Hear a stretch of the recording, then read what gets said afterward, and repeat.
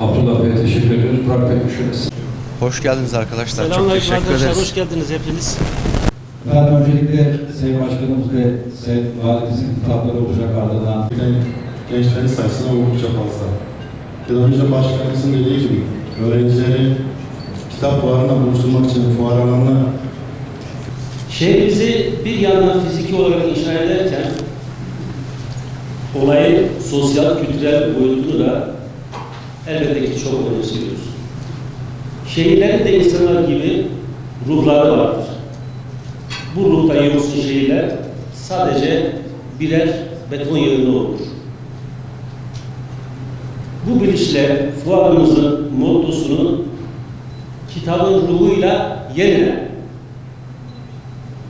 olarak belirledik. Kitaplar sadece bilgi vermez, sabır, dayanışma ve umut da aşılar. Bizler de Malatya'mızın geleceğini kitapların ilhamı ile yeniden inşa etmeyi hayal ediyoruz. Kitap fuarları sadece kitapların sergilendiği değil, düşüncelerin ve umutların paylaşıldığı buluşma noktalarıdır. Burada her yaştan insan farklı dünyaların kapısını aralıyor. Depremle sarsılan ruhlarımıza iyi gelecek en büyük ilaçlardan birisi de işte bu buluşmalardır. Kitaplar insanların birbirine dokunmasını sağlar. Şimdi bizim ihtiyacımız olan tam da budur. Birlik olmak, el ele vermek ve dayanışma ruhunu büyütmek. Bu fuar sadece deprem sonrası bir etkinlik değil elbette.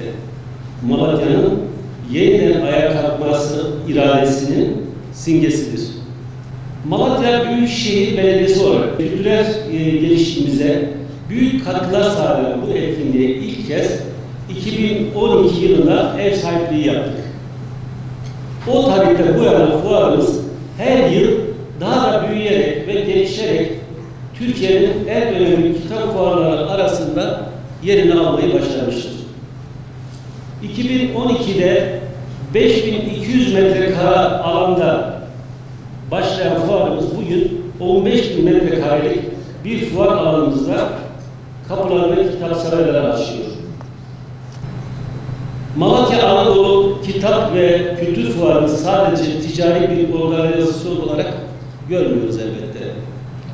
Burada kültürü, sanatı, edebiyatı bir araya getirerek şehrimizin her kesimine hitap eden bir etkinlik sunmayı amaçlıyoruz.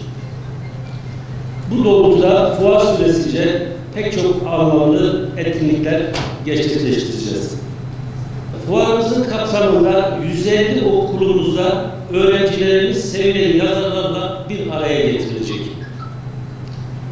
Yazar STK buluşmaları, sivil toplum kuruluşları ve kitap dostlarıyla yazarlarımız onlarca kültürden, siyasete pek çok konuda seminer, söyleşi ve paneller düzenleyecek. Yazar okul buluşmaları, kitaplara gönül veren yazarlarımız, akademisyenler ve kanat önderleriyle 35 kültürel sohbet programı gerçekleştireceğiz. Panel ve siyasi programlar, söyleşi programları, fuar alanındaki ve şehirdeki çeşitli salonlarda vatandaşlarımızın yazarlarla buluşarak keyifli sohbetlere katılır. İmza günleri yurt içinde ve yurt dışında gelen 250 yazarımız kitaplarını imzalamak ve okurlarıyla buluşmak için fuarımızda olacak.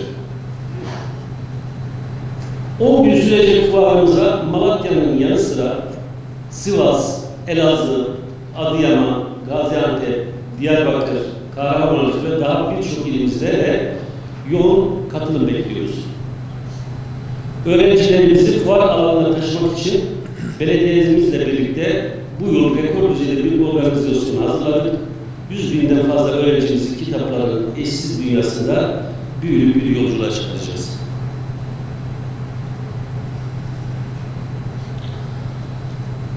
10. kitap ve kültür fuarımızla ilgili bazı rakamları sizlerle paylaşmak istiyorum.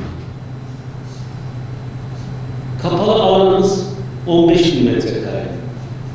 Katılımcı yayın evi sayısı 150 yayın evi.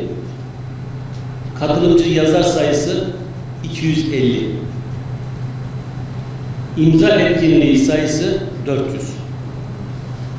Yazar öğrenci buluşmaları 150'den fazla okulda olacak. Hem medeniyetimiz hem yüce dinimiz ilk emri oku ile başlayan büyük bir medeniyetin temsilcisi ve hatta lideriyiz. Kitap sadece kuru bilgi veren değil, davranışlarımızı şekillendiren, hayata bakış açımızı etkileyen en önemli hususlardan bir tanesi. Bu anlamda şehrimizi yeniden inşa ederken özellikle çocuk ve gençlerimizin kitapla buluşması ve onların geleceğe hatırlaması bakımından da fevkalade önemli buluyorum.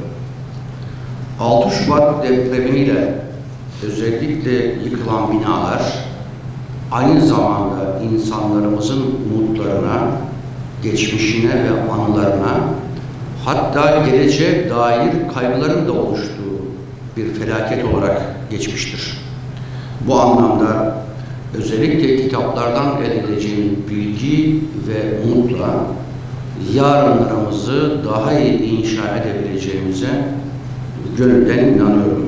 Nitekim özellikle deprem bölgelerinde devletimizin tüm imkanlarının seferber edilmesiyle kalıcı konutlar, iş yerleri ve kırsal konutların inşası da süratle devam ediyor. Ancak inşa faaliyetleri devam ederken özellikle çocuk ve gençlerimizin bilgiyle, ilimle ve irfanla ve hikmetle buluşmasını önemsiyoruz. Yine teslim olması onu paylaşalım. Milli Eğitim burada o diyalogdan öğrencilerimize Allah'ın izniyle kararlıyız da bu hususta.